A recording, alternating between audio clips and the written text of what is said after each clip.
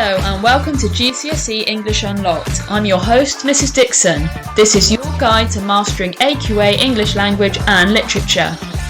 Each episode is designed to help you revise with confidence, consolidate key skills, and ultimately unlock the secrets behind top grade answers. Whether you're tackling Shakespeare, analysing unseen poetry, or perfecting that persuasive writing, this podcast will break everything down clearly, so you can walk into your exams feeling calm, prepared, and in control. So grab your notes, settle in, and let's start unlocking your English potential.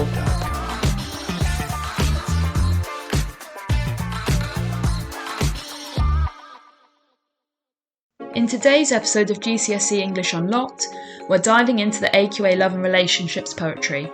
I'm joined by a very special guest, Mr. Suttle, former head of English and current literacy lead. The four poems we'll be looking at today are Winter Swans, Sonnet 29, Love's Philosophy and Sing Song. These all come under the romance cluster. Favourite kind of cluster? Yeah, these ones tend to be more popular. We often start with these because we find them more accessible. So let's start with Winter Swans, Owen Shears. Tell me, what do you know about Owen Shears? I've seen Owen Shears Have live. you? Yes, I went to see him at GCSE Poetry Live, which, as a little announcement, that might possibly be something which some of us might be attending later on in this year. Okay. Just a little heads up there. Acknowledge that. So beyond that, I don't know too much about Owen Shears at all. Can you fill me in on any contextual information about him? Yeah, so Owen Shears is a contemporary Welsh poet. That means he's fairly modern. This poem, Winter Swans, comes from a 2005 collection that he wrote. It explores human relationships, nature, and the fragility of love. I think he kind of went for reflecting modern relationships. And I guess we could kind of call it a realistic poem, if you like. I think we could call it realist. I was saying this to my year 11s. I feel there are some poems which I feel lift the lid on relationships, and they let you see things, they let you sort of see behind the curtains, which normally you wouldn't see in someone's relationship. And I think that makes it, that gives it a really sort of realist edge, a realist tone. Yeah, and I think Owen Shears has said this isn't an autobiographical poem, but it feels quite emotionally authentic, I would say. Well, I mean, I think this is one of the reasons why this whole cluster of poems is so fantastic, is we can resonate with all of that. Everybody's been in an argument with somebody they have a relationship, whatever form of relationship that is, whether it's a parental one, whether it's a romantic one. We all fall out with people, so we can all see, we can all share, we can all feel the emotion that he's trying to get at in this poem. Absolutely. So I always like to start with the students, and I often feel they miss this in essays. I should also mention Mr. Suttle's GCSE Literature Examiner as well for AQA, so he might have some insight on this. Students don't often stop and actually tell us what the poem is about. They go straight into the analysis, and they kind of miss some of the key bits. So what would you say, sir? What is this poem about? I think this poem is about emotional relationships. I think it tracks an emotional journey in a relationship, and it starts with the couple who have clearly had a terrible bust-up, a terrible argument, and by the end of the poem, even if the issues that they've argued about haven't quite been resolved, they have found some form of unity. They have come together again.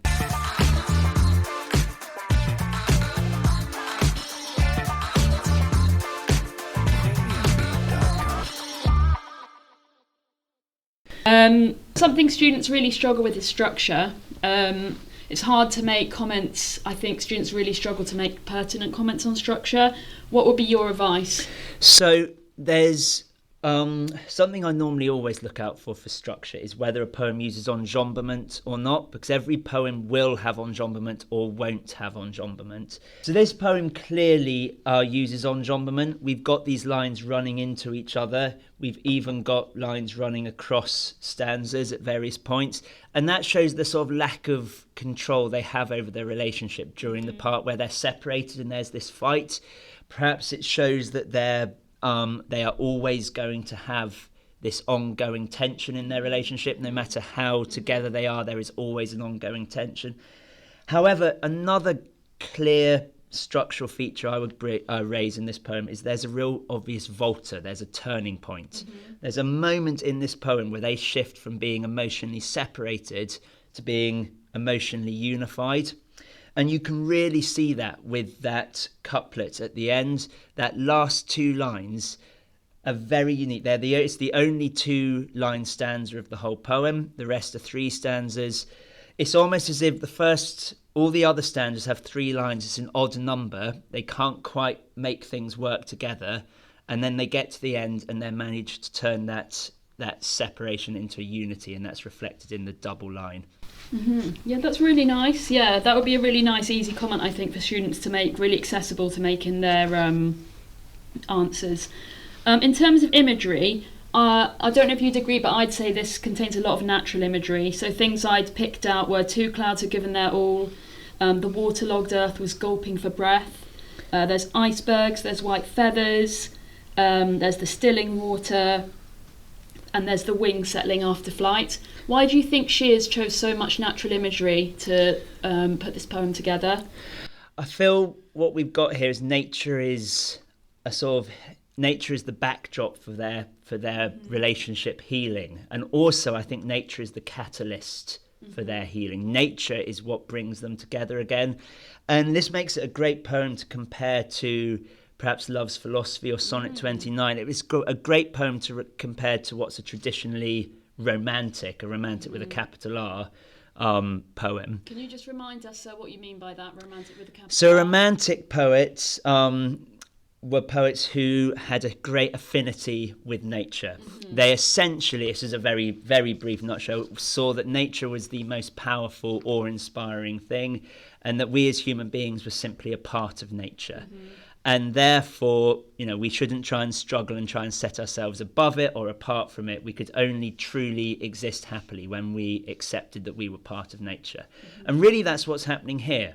This couple are in nature, they see the swans, and the swans are the catalyst for them coming together. And it's that realization. I think if we're talking about the natural imagery, we can't play down the significance of the swans themselves. Yeah, well, I was going to say about the title first. I love getting students to start writing about the titles. Why swans, sir? Why did Shears go for swans of all things? So, well, as the poem says for life, although I have a feeling this might be, is it a misnomer, something people believe that isn't actually true, but yeah, they have the line, they mate for life. And I think swans very definitely have connotations of monogamy. They have connotations of fidelity, and they also have connotations of incredible elegance, sort of naturalness. However, there's an often used phrase that people say, I'm like a swan, on the surface I look very calm, but under the surface I'm desperately trying to hold things together. And I think that reflects this relationship, and if anything it reflects every relationship. People give the impression that things are fine, but under the surface you have to work incredibly hard to make a relationship work. So you have these swans that look like they're gliding effortlessly across the pond, but in reality there's a lot going on to make that happen. Just like this couple are clearly having to put a lot of work in for them to achieve this same unity that the swans enjoy. Yeah, because there's actually quite a lot of language of struggle here. We've got the waterlogged earth is gulping for breath. We've got the swans, they're tipping in unison as if rolling weights. So that idea of weights. We've got the icebergs of white feather. Yeah. Boats writing in rough weather. So there's loads of contrast of disturbance and peace, separation, togetherness. Yeah, it's really interesting, and I'd never thought of it like that before, with the swans' legs desperately kicking beneath the surface. Nice. Well, we can always bring a new way of looking at things. Absolutely. I think this poem's a joy too because the pathetic fallacy is so obvious here. We've talked about that first line, the clouds had given their all. I just love that figurative language. It's really using the weather to really set the atmosphere. And it really, to me, conveys imagery of, when you're so emotionally charged, you've almost cried yourself into exhaustion. Definitely been there, yeah. And, I think students are very often struggling to get a grip with what figurative language is. That's a really great example, because you can't fail to picture that. And then we often talk too in English about looking for patterns and following that up. So we've had this, the clouds have given them all. It's followed up with the first line of the next stanza, the waterlogged earth, which again gives you imagery of sort of trudging through mud. You can barely make any progress. And that, reinforces this emotional struggle. It's like they're barely making any progress with whatever they're arguing about. It feels like their relationship isn't making any progress. And then that gets broken with the swans sort of seemingly effortlessly gliding in, and you've got that lovely contrast you mentioned. Mm-hmm. Yeah, I love this direct speech in there, they mate for life. It's the first time we hear one of them speak. And yeah, it seems to confirm that they've turned a corner there, I guess, which, like you said, was kind of triggered by the swans. And then we've got this lovely line, I noticed our hands that had somehow swum the distance between us. What kind of distance do you think she has meant there? So I think they're closing this emotional distance. They've been physically together all the way through. And again, this makes a lovely point of contrast to a poem perhaps like Sonnet 29, because they're talking about trying to close a physical distance, similarly to Letters from Yorkshire. Whereas here, they're together, but they're emotionally separate. And yet nature allows them to bring that together by the end. Lovely. A final little thought, though. It's always nice, I always encourage my students to think of a alternative possible I'm listening, meaning. I'm interested. And I have always wondered about this last line, whether there is an idea of perhaps possession or somebody not being able to free themselves from this relationship, because it seems very beautiful, but this image of the hands suddenly clasping together, it's as if someone's holding on and not letting go. And there is that connotation of flight, as if someone had tried to escape and they've been brought back together. Perhaps again a bit like the Farmer's Bride, where she's tried to escape but has been brought back to perhaps a less consenting handshake at the end. Yeah, and then another one that's full of nature imagery, Farmer's Bride. Yeah, really interesting. A bit of a pessimistic outlook on that one, I'd say. So I'll finish this poem. We must move on. But what is your favourite line from the poem? I think, in spite of what I have just said about it, that last line, because it's so powerful, I always encourage students to try and analyse the last line. I expect it's one the poet has probably put the most thought into. And not only is this a beautiful simile, it conjures up some beautiful imagery, but it also does so much structural work in contrasting the earlier sort of emotional distance that the poem starts with. Thank you so much for your insight, sir. And on that note, I think it's time to move on to Sonnet 29.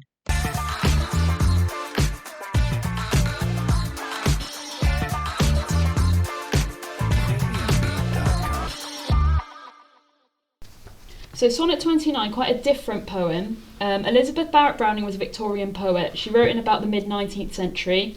And this poem comes from a famous collection. It's called Sonnets from the Portuguese, that was published in 1850. Really interesting, because the poems were a collection of sonnets written to her husband, the poet Robert Browning, during their courtship. So in the poem, the speaker expresses her deep love and longing for the person she loves. She describes how her thoughts about him grow wildly. She uses the simile of being like vines wrapping around a tree, showing how she constantly thinks of him. However, she realises that her thoughts, although they're passionate, are only a shadow of the sort of his real presence, and she wishes he were physically with her instead of just in the mind, because his presence would kind of sweep away her imaginings, like sunlight clearing tangled vines. So in short, the poem explores the power of love, the intensity of longing and obsession. But most importantly, I would say it's about the difference between the imagination, which is kind of like the first half of the poem, and then the reality in a romantic relationship. And Elizabeth Barrett Browning would, always say that the reality was better. Now, this is different because at this time, expressing passionate love, especially for a woman, was considered quite bold, quite racy. So this poem is deeply personal, and it's remarkably unconventional for its era. It wasn't typical of what people were writing, particularly women. Especially the intense emotional and physical longing. Now, we'll get into this a bit more, but this is interesting because it's a Petrarchan sonnet, which is often used for idealised love. There's also natural imagery, so I think me and Mr. Suttle are going to be able to make some connections here by this one and Winter Swans. This poem is often, when it's talked about, sort of like I just said, there's longing, intensity, passionate love. How do you think Browning portrays this like overwhelming, almost obsessive love in this sonnet? Well, like you mentioned in the context, the very fact that this is a woman writing this poem at this era perhaps shows some, obsessiveness or some, how overwhelming it is for her. She can't do anything but write it. So I think it's really important to remember in that context. Equally, I mentioned it with Winter Swans. I love starting with the title. A sonnet is a poem specifically crafted to write about love, but it has a very exact structure, particularly a Petrarchan one. So for somebody to sit down and try and follow that structure and write a poem, that in itself shows some obsession, let alone this is the 29th one. So I'll be commenting on that. Beyond that, you can see this in some of the language of the poem, how consumed she is by love. She says her thoughts twine and bud around Robert Browning. They're like wild leaves. They are growing and taking their sustenance from him, almost as if she needs him to grow, to develop. There's the repetition of the line, I think of thee. Yes. So, that's very, very obsessive. The fact that that's repeated, I think of thee, I think of thee. And again, getting into the structure, I mentioned how I love talking about enjambment. Yeah. This poem uses enjambment. She cannot stop her thoughts. The lines flow into each other, just like she cannot stop her feelings. She cannot contain them. It's like the love contained in this poem is almost overwhelming the structure of the poem itself. And for those top grades, you want to have the analysis that's however, perhaps, of course. Also, talking about structure, like I said before, in a pertinent way, I think is really important. So, like we said, this is a Petrarchan sonnet. It's a really tight structure. So a Petrarchan sonnet is an octave, which is 8 lines, followed by a sestet of 6 lines, and it usually has a volta, which is a fancy name for a turn, as we mentioned with Winter Swans. At line 9. This one, it comes early at line 7. Which is so the line that precedes it, line 6, says, I will not have my thoughts instead of thee, i.e. I'm not content, I'm not, my thoughts aren't just enough for me. And then this is the volta. She says, who art dearer, better, rather instantly, and then we go into the next line, renew thy presence. So she kind of has this like epiphany, I guess you could say, in the volta. She says that himself, the real Mr. Browning, his sort of physical form is dearer and better than her obsessive thoughts. And i.e. the real deal in love is better than kind of mooning over someone and thinking about them endlessly. Why do you think, sir, this line comes so early in this sonnet? So I feel this, the fact that it's early sort of, it conveys her impatience. She's so impatient to be with him, either physically or emotionally, that she can't wait for the conventional time to hit the volta. She can't wait for the resolution, and so she wants to face it early. And so, yes, after 7 lines instead of 8, we see that shift from longing and imagination into fulfillment and resolution. Commenting on the sonnet structure too, it's such a very tight structure, a sonnet, any sonnet, let alone a Petrarchan one.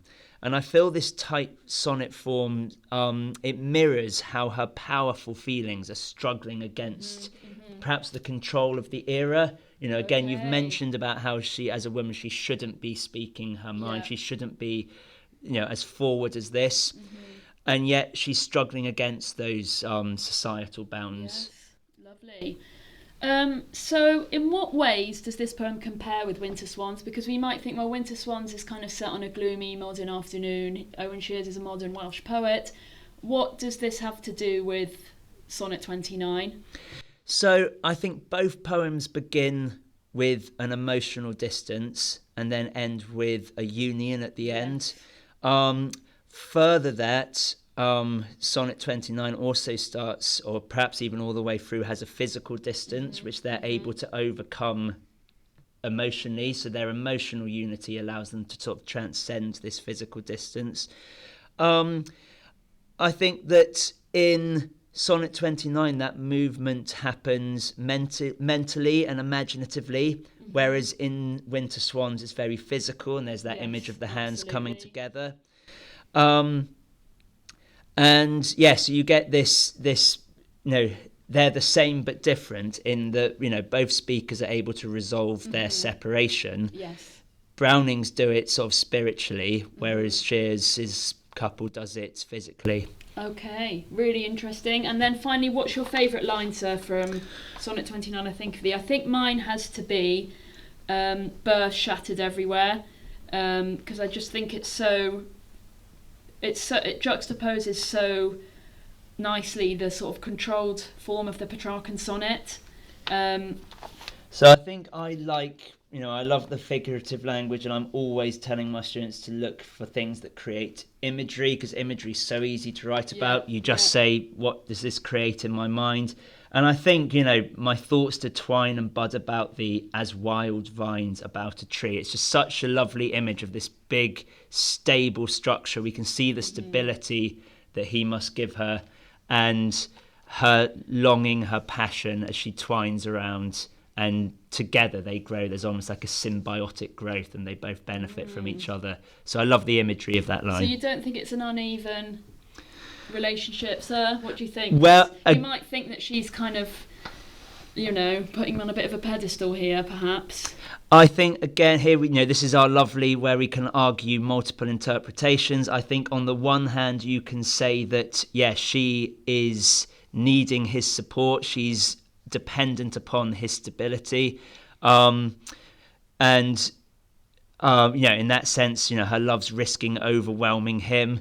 However, I think, if we wanted to bring some external context into this, you do get symbiotic plants that grow together where, they each benefit each other from their presence. So I think you could say that, on the other hand, he is probably as dependent upon her vines twining around him as she is to have the structure to twine around. And there's imperatives as well, she's quite assertive. Renew thy presence, rustle thy boughs.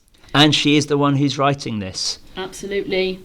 Yeah. Okay, so we're going to have to stop our discussion about that one and move on to our next poem. So our next one is Love's Philosophy by Percy Shelley. Let's get into it.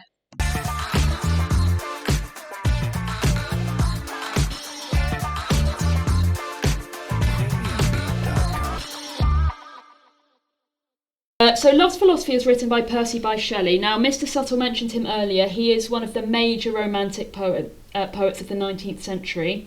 The Romantic movement celebrated nature above all else, emotion, the power of individual feelings, and Shelley's poem really captures all of these ideas. He believes so deeply in the connection between the natural world and human emotion. And yes, I hope you're making links now to Winter Swans in Sonnet 29. In the poem, he uses nature to argue that everything in the universe is connected. Rivers mingle with the ocean, mountains kiss the sky, human beings should also be united through love. Now, Shelley was a bit ahead of his time. He was known for his radical views on love and relationships, rejecting strict social conventions and believing in emotional and physical freedom. And this poem really reflects his bold romantic spirit. It's passionate, it's persuasive, it's idealistic, as the speaker tries to convince his beloved that love is a natural and inevitable force. Okay, so again, we cannot get away from this natural imagery. How, sir, do you think Shelley uses natural imagery and his, as part of his argument to persuade his beloved? So I think Shelley personifies nature here to suggest that everything in the world is united. So we've got these lines like the fountains mingle with the river, the moonbeams kiss the sea. And he's using this natural harmony as a persuasive argument. He's saying if everything in nature can connect, then human lovers should connect too. And, it's logic, which is quite playful, but it's very emotionally charged. Like nature is being used as his evidence for love. And, you've mentioned it, we've both mentioned it. He's a romantic poet. At his core, he is saying that we as humans are part of nature. So if nature can be unified in love, then it's just logically, impossible to argue against that we should be argued together. Yeah. We should be linked together. Yeah, it's pretty convincing. But this one, again, it's kind of one that I debate a lot with my students. What is the tone of this poem? Is it playful? Cynics say it's manipulative. Is this a romantic poem? I mean, I think it's all three. It's, romantic. Well, it's romantic in the capital R sense because of all the nature, but it's romantic in the way we would normally think of being romantic. Yeah. In its sort of lyrical celebration of the union. You would want to have somebody write a poem like this to you. It's you have to edit out lots of these. No, that's fine. I think it's definitely playful in its teasing rhythm and its rhyme. It's flirty. I feel it's the imagery here. I'm picturing him saying this to somebody he fancies, and he's trying to get them to fancy him. It might not be the world's most beautiful love story, but there's this flirty side to it. Yeah, that's my gut feeling about it as well. I don't think it's a cynical poem. I don't think it's manipulative. I think it's, flirty. That's probably the best word. Yeah. Don't use that word in your... Well, I suppose you could do, but... We'll have to think of a better word than flirty. It's playful, it's a bit cheeky. But, I mean, it is slightly manipulative in its reasoning. He's implying that refusing him would go against nature itself. Wow, and that's setting himself on a pedestal. I'm so great and amazing. I'm as powerful as nature, and you can't possibly refuse me. Actually, he says nothing in the world is single. All things by a law divine. So not only could she be going against nature, but it could be God's law. Yes. Which is a pretty bold statement. That if you don't get with me, you're going to make. You're going to be going against God's wishes. Yes, we'll talk about seeing yourself as God's gift to women. Yeah. I know you love poetry endings. And again, I do say it to my students, the ending is the key to unlocking the poem. And he says, what are all these kissings worth if thou kiss not me? So the poem ends on a question. How effective is that as a rhetorical device? Well, it leaves both the beloved, the person he's speaking to, and also the reader with no comeback, no answer. It's such a persuasive last line. You get taught in primary school, what's a rhetorical question? It's a question that doesn't need an answer. Really what a rhetorical question is, it's a question that makes you think. So it makes you reflect back on everything he's just been saying. So it's a really classic persuasive technique. And in fact, to jump from English literature to English language right now, I think a rhetorical question is a lovely way to finish your paper 2 question 5. There you go, a freebie tip there for you all. So again, I think it's really easy with this anthology to just get so into the poems you forget that it's meant to be a comparison. You could spend a whole lesson talking about one poem. But how might Shelley's ideas of physical unity compare with, let's compare with Browning now, Browning's spiritual connection, or Shear's emotional reconciliation? So I feel that Browning and Shear's present two very sort of intimate poems. They are lifting the lid on a very specific relationship with a specific person. We said perhaps Shears's wasn't autobiographical, but it very much feels as if it is. We know Elizabeth Barrett Browning was writing to Robert Browning, and that is, a real life relationship. Shelley's love seems almost more universal. He's talking about love in general as opposed to a specific relationship. He's speaking about humanity as a whole. And he's saying, as part of nature, we are part of nature, and nature is made to love. It's like that classic Bloodhound Gang song, "You and me, baby, ain't nothing but mammals." I don't think anyone whose age this podcast is aimed at is going to remember that song, Sarah, and I don't recommend looking it up. Well, I recommend getting on YouTube and having a listen. Browning and Shears both seem to be focusing on this specific relationship, which makes their poem, intimate, whereas I think Shelley's is universal. Yeah, I mean, it's very physical. We've got clasp, kiss, mingle. It's quite physical, I would say. The waves clasp one another. I think that's quite a nice line, really. They are, and they've got some lovely, powerful verbs here. It seems like I love everything today, but I definitely love looking for a verb that carries a lot of weight, a hard-hitting verb. So clasp is a lovely word to draw out of there. Kiss is repeated. I mean, the word kiss is repeated several times through that second stanza. Finally, if we wanted to look at a structural point, I don't think we've talked about a structural point on this one. there is a really regular rhyme scheme running all the way through this. It's the classic A-B rhyme scheme. And each line has a pair reflecting exactly what Shelley is saying about nature. Everything in nature has a pair. Every line of this poem has a pair. Lovely. I think a nice way to think about this poem is that, if we're looking at it from a non-cynical perspective, and it is this kind of fun, sort of cheeky, fun love poem from Percy Shelley. I think the narrator's kind of questioning the point of everything if she doesn't love him. And the way I like to interpret that is that love literally gives life meaning, and that life and nature, they don't really mean anything if we don't have love. Or do you think that's too much of like a soppy way of looking at it? I particularly like that as more, beyond the manipulative, cynical view. So no, miss, I will go with that view. Okay, favourite line? Oh, I've already chosen my last line, and we've already talked about that before. This is a cheat because it's not a particular line, but it's every single mention of nature. It's that semantic field of nature, and I love writing about a semantic field. And we have ocean, mountains, sea, moonbeams, sunlight.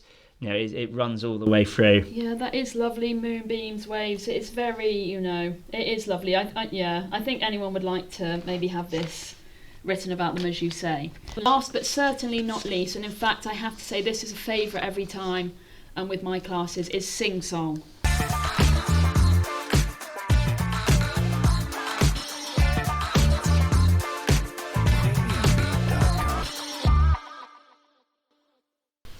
So yeah, this is such a lovable poem. We're going to explore how Nagra, so he's an Indian poet, he celebrates love, culture, identity through humour and vibrant language. We'll look at how the poem blends romance with everyday life in a British Indian community, how the poet uses voice, dialect and structure to show the playful, affectionate relationship between the shopkeeper and his new bride. I think this one comes quite nicely after Love's Philosophy, although they're very different poems, incredibly different contexts. It's also got that playful, kind of upbeat feel. It's not all doom and gloom like Hardy or Porphyria's Lover, for example. Now, I've seen Daljit Nagra talk about this poem, and he said that he wants teachers to read this aloud. I think it's maybe something that teachers sometimes feel a bit nervous about. You don't want to feel like you're trying to do an accent, but he wants teachers to be in that difficult position of trying to emulate a British Indian accent. Do you read this out, sir, with your classes? I do, and the very first time I taught this, I was being observed by my mentor, my teacher mentor at the time. I was a new teacher, and she was of Indian heritage, and I read it in a very sort of straight British accent, and she teased me so much about it at the end. She was like, "Why didn't you go for it?" But I think this is a key part of this poem. I think Nagra is trying to challenge our sort of subconscious cultural biases that we might bring to this poem. We will have ideas around what arranged marriages look like, what we think about them, and from an outside perspective where we know nothing about it, and he's challenging that through this poem. Yeah. So he was born in 1966 in London. His parents emigrated to Britain from India. And his poetry reflects this a lot, like the experience of Indian immigrants in Britain. So just tell us a bit, sir, about what's the poem about? So this poem captures a British Indian who's working in his father's corner shop, and he's just got married. And instead of spending his time down running the shop, doing as he should be doing, he keeps sneaking upstairs to see his new wife. And she's Indian too, so it might be, it's the conventional arranged marriage, we might suppose. But she dresses in British clothes, she acts in a modern Western way, and he's neglecting his shop duties. The customers are complaining, but he doesn't care because he gets to spend time with this wonderful, brilliant wife he's got upstairs. It's lovely, really, really. I love this one. So how does he blend this idea of humour, culture, and romance? because it seems to be like so interwoven and knitted together so nicely. It's not just a funny poem, is it? No, I mean, you have the humour of the shop setting, of the customers chastising him, but, you have this rebellious tone of the speaker sort of skipping work, and you've got this genuine affection. There's love is just going to preempt my favourite line, but you have "my bride" repeated several times. You can feel the pride, the affection, the love, and it's ordinary love. There's nothing wildly romantic here, and yet it's joyful and it's grounded in everyday life. And that brings us, I think, back to the title again. Connotations of singing and connotations of songs are often joyful. They're often something we do to celebrate something. And you can hear, he's celebrating everything through that. He's celebrating his culture through the word sing being written as a name. And he's celebrating his love, through the song. Yeah, and we've talked a little bit about the British Indian dialect and the use of Punjabi. What's the effect of him mixing these two languages and dialects? So a nice term we could use in our writing of this mixture is we call it code shifting. Okay. So when he shifts from more conventional English to speaking, in a more colloquial sense, we could call that code shifting. It definitely gives the poem authenticity. I think it really gives the poem a rhythm as well. Yes. You can feel that perhaps, his colloquial way of speaking is the more genuine version of who he is. Yeah. And he shifts into that when he's with his wife or when he's talking about his wife. And that helps suggest that the love that they feel, their relationship is genuine. Yeah, and again, you can't see this if you're listening, but if you look at a copy of the poem, I love the way the customers' lines and the dialogue are in italics. It almost makes it feel like a play, or like you can hear the dialogue being played out. I love how blunt the customers are as well. This dirty floor needs a little bit of mop. Hey Singh, where you been? The milk is out of date and the bread is always stale. I think it's brilliant.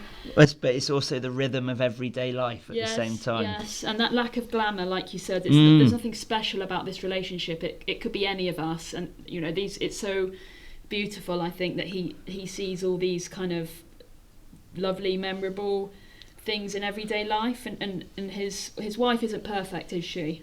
No, by no means. Yet she's perfect to him. That last line is priceless, baby. She's priceless to him, and their love, what they have together, is priceless. And it's every day, but it's worth more than all of Shelley's mountains and moonbeams put together. And really interesting that sort of almost cliched trope of the moon comes in again here, but it's a cliche for a reason. So how does this poem challenge traditional representations of love or marriage? Because obviously it is up against some quite traditional poems, but also perhaps how we might, like you said earlier, we might view arranged marriages. So, first of all, we've talked about it lots. We've said this word several times. It challenges traditional representations because of its setting in the everyday. He doesn't need to talk about moonbeams and mountains. He doesn't need to have an extended metaphor of him twining round the stability that his wife offers. He simply talks about their relationship and what they do. It is domestic, it's playful, it's humorous, and that makes it real. It's not sort of lofty, idealised passion that nobody will attain. This is the very opposite of an influencer poem. This isn't some sort of airbrushed fake picture. This is the real life. Yeah, and I love it as well. The bride is effing at my mum in all the colours of Punjabi. So I can't really imagine Elizabeth Barrett Browning doing that. To Robert Browning's mum. Robert Browning's mum. And then stumbling like a drunk, making fun at my daddy. It's like a wonderful insight into what's going on behind sort of everyday couples, behind closed doors. So again, we must remember to compare the ending of this poem with Winter Swans. So both endings of these poems end with couples coming together, but I still think the tones are quite different. What do you think? Yes, so I love the same but different when it comes to doing comparisons. They do end in a coming together.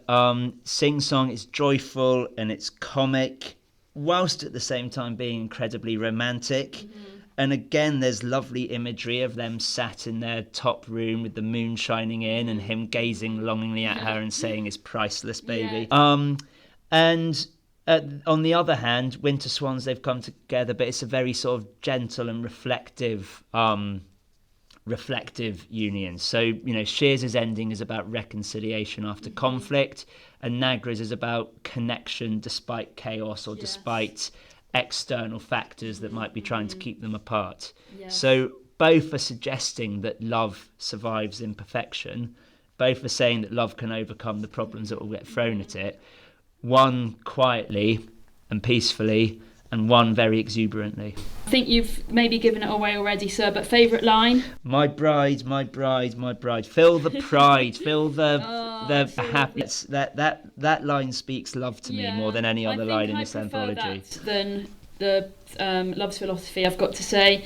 I like "How much do you charge for that moon, baby?" because I can just imagine him saying it with like maybe her sat on his lap and like a cheeky, having that kind of intimate banter that husbands and wives do. Yes. I think that's and again maybe structural points there as it switches between dialogue and kind of his description of the marriage.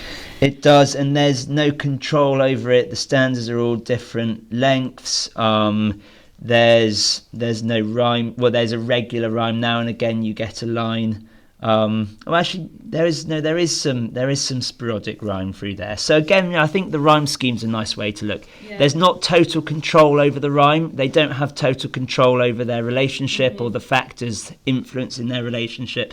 But every so often there are these moments of unity, these moments which go together, which reflect their intimacy and their closeness.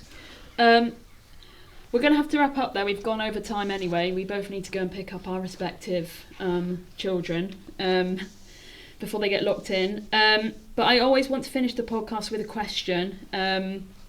Sorry, I don't know if you will. I can't remember if I said I was going to do this or not. I think you did, but I can't remember what it is. So, what advice would you give yourself? My 60-year-old self, first of all, this has nothing to do with English at all, but I would have advised me to listen in my language classes, because I wish I spoke another language now. Yeah, me too.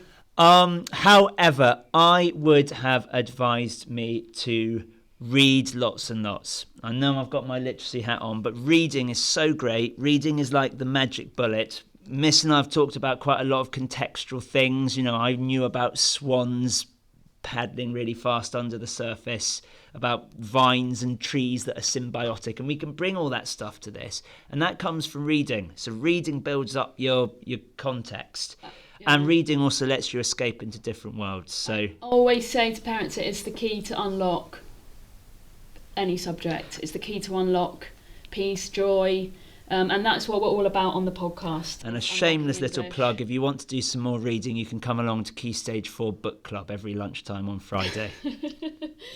Okay, so that's all for today's episode of GCSE English Unlocked. We've explored how Winter Swans, Love's Philosophy, Sonnet 29 and Sing Song each present love in different but equally powerful ways, from reconciliation and unity to passion and longing.